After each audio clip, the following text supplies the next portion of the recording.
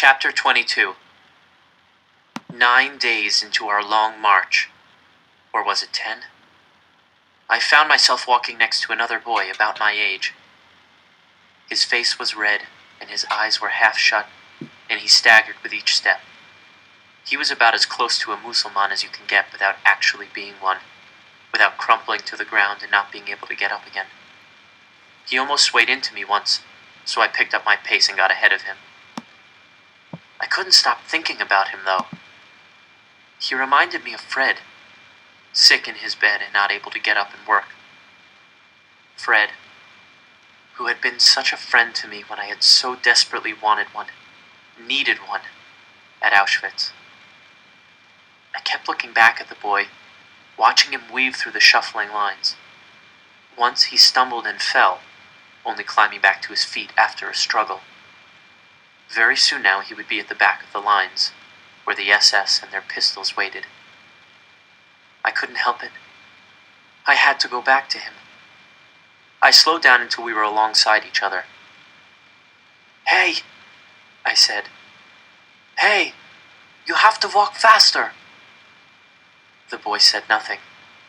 There was no life in his eyes, no hint that he'd even heard me. I grabbed his arm. "Hey, listen to me. Just one more day, yes? You can make it one more day, and then you can sleep tonight and start tomorrow fresh. You just have to keep walking."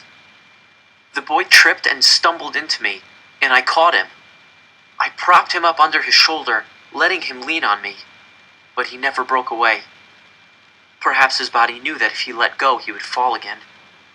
He slumped against me, and suddenly I was carrying half the boy's weight. He wasn't really heavy. None of us were anymore. But I was already so weak and tired from the march and from eating my bread sparingly that I barely had the strength to carry myself. Within just a few meters, I stumbled under the weight of him, but I didn't let go. What was I doing? Had I gone crazy? Uncle Moshe would be scolding me right now. I could hear his voice. "We have only one purpose now. Survive. Survive at all costs, Yannick." Each step I took was harder than the last. Why was I wasting my energy carrying along a sick boy who would most likely be dead before we got to Sachsenhausen? I hadn't thought this through, and now here I was holding the boy up. I should let him go, I thought over and over. Let him make his own way. I should save myself. That was how you survived the camps. You saved yourself. No one else was going to do it for you. But this boy had a face. He had a name too, though I didn't know it. He had a mother and father, probably dead now, but he had family. A home somewhere. He could have been me. He could have been Yannick Gruner, son of Oscar and Mina, of 20 Krakuza Street, Podgorje, Krakow. If it were me, wouldn't I want someone to help me? Even if I was out of my mind with hunger and exhaustion, wouldn't I want the boy who was helping me to stay there under my arm? To help me just a little farther along the way? Surely somebody else had to feel the same way. If I could just find someone to help me, if we shared the load, we would all make it. Even this nameless boy.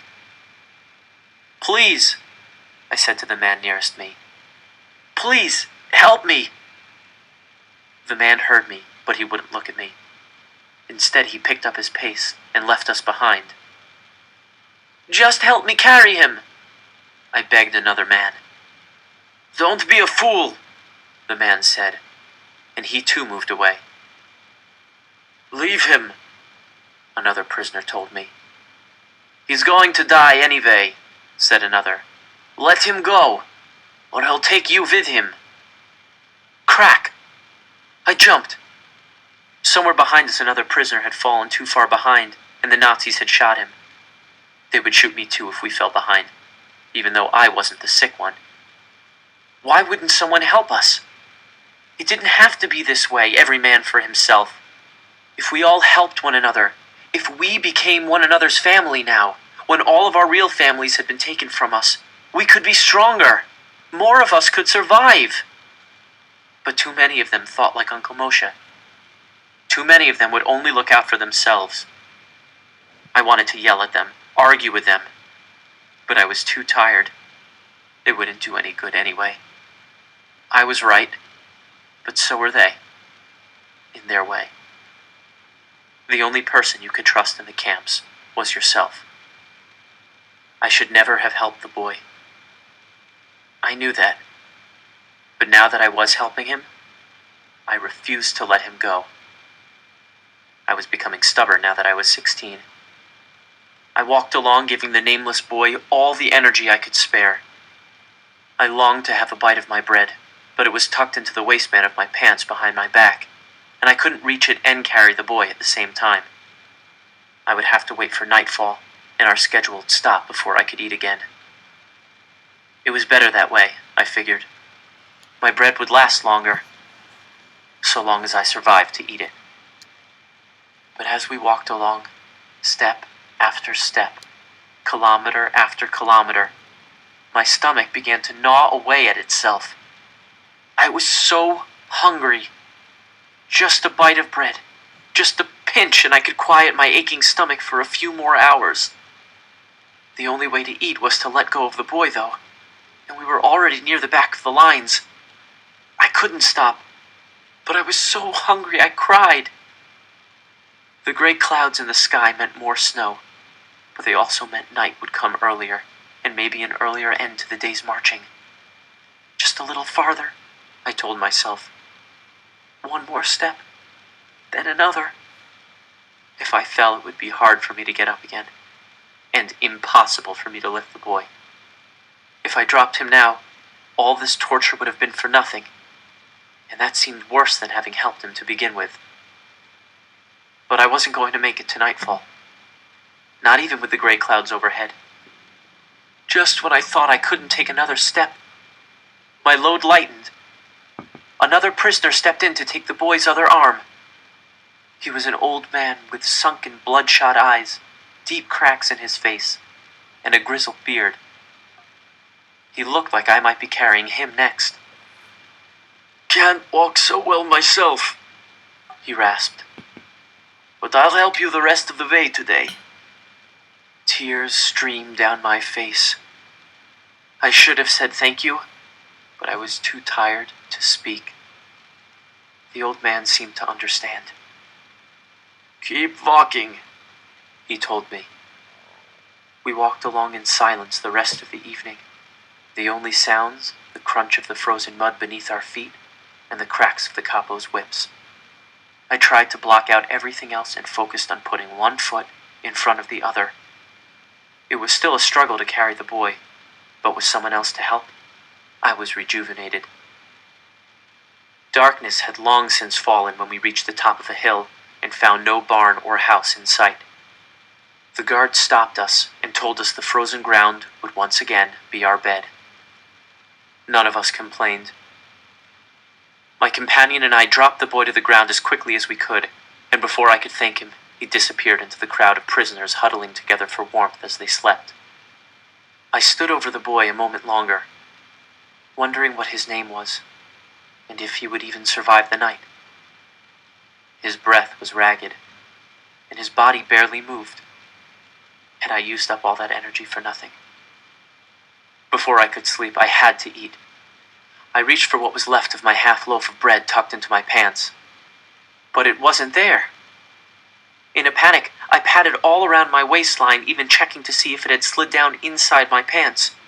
I was so cold and my pants were so big I might not have noticed. But there was nothing there. My bread was gone. It must have slid out while I was carrying the boy and I hadn't noticed. Half of my food, lost. And who knew how much longer we would be walking? I fell to my knees sobbing.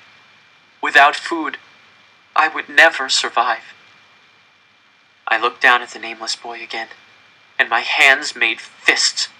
I wanted to hit him. It was all his fault. I would never have wasted all that energy, would never have lost my food if it wasn't for him. But I pounded my own bony legs instead. It wasn't the boy's fault. It was mine, and I knew it. And then I saw it. A lump in the boy's pocket. What was left of his bread. It was as much as I'd lost, maybe more. I reached a hand out to take the bread from the boy's pocket, but I stopped. Had it come to this? Was I so desperate to survive that I would steal bread from a sick boy?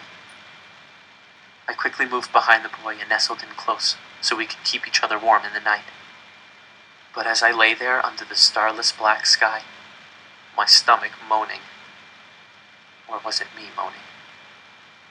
All I could think about was that bit of bread.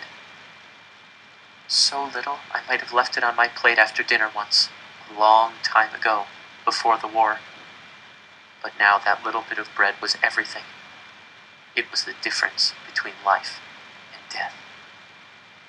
He's sick, I told myself. He's mostly dead already. He's a Mussulman. In the morning he won't be able to get up and they'll shoot him where he lies. He doesn't need that bread. It would probably make him sick to eat it now anyway. If I take it, at least one of us will survive. Face it, I told myself. He'll be dead by morning. Still, I couldn't take it. Not when I could feel him breathing. Not when I could feel his heart beating in his bony chest. He might die by morning. Probably would. But I could wait until then. I would not steal bread from another living prisoner. Instead, I closed my eyes and hoped that sleep would at least let me forget my hunger for a few hours. It was my stomach that woke me the next morning, more than the light. My first thought was the boy's bread, but the rise and fall of the boy's chest told me he hadn't died in the night. He was still alive. How was it possible? And not only was he alive, but his breath was much less shallow. There was color in his face again, too. The sleep had done what I promised him it would. It had given him the rest he needed to face a new day of marching. I shook with anger and frustration. He was supposed to die. I needed him to die so I could have his bread. I closed my eyes. What was I thinking?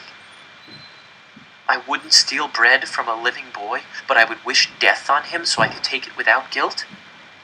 What were the camps doing to me? What had the Nazis turned me into? Faced with two evils, stealing from a living boy, or wishing him dead to take his food guilt-free, I realized I could more easily have the sin of stealing on my conscience. I needed that bread to live, and I was going to take it. The boy owed me, after all.